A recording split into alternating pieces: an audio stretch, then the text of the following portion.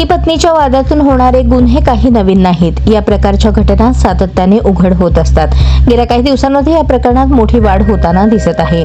विशेषतः पत्नीने पतीची हत्या केल्याच्या घटना गेल्या काही दिवसांमध्ये उघड झाल्या आहेत। एका महिलेने पतीला मारण्यासाठी कट रचला होता। सर्व तयारी झाली होती, पण नियतीच्या मनात काहीतरी वेगळेच होते।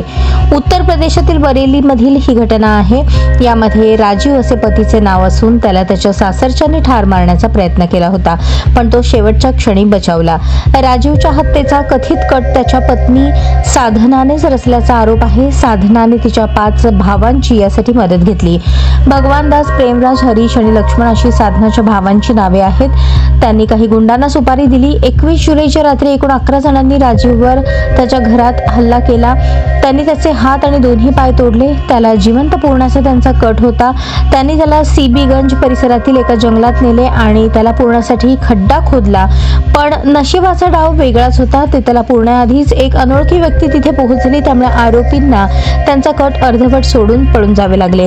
राजू तिथेच पडून होता। त्याची हाडे तुटली होती। त्याला मदतीसाठी ओरडताही येत नव्हते, पण त्या अनोळखी व्यक्तीने त्याला पाहिले आणि रुग्णवाहिकेला बोलावले। राजीवला एका खासगी रुग्णालयात नेण्यात आले। तो वाचला असून त्याच्यावर सध्या उपचार सुरू आहेत। राजीवच्या वडिलांनी नेत्राम यांनी आपली सून आणि तिच्या भावांविरुद्ध तक्रार दाखल केली आहे। त्यांनी त्यांच्या मुलाला ठार मारण्याचा प्रयत्न केल्याचा आरोप केलाय। त्यांनी हल्लेखोरांना अटक करून त्यांच्यावर कठोरात कठोर कारवाई करण्याची मागणी केली आहे।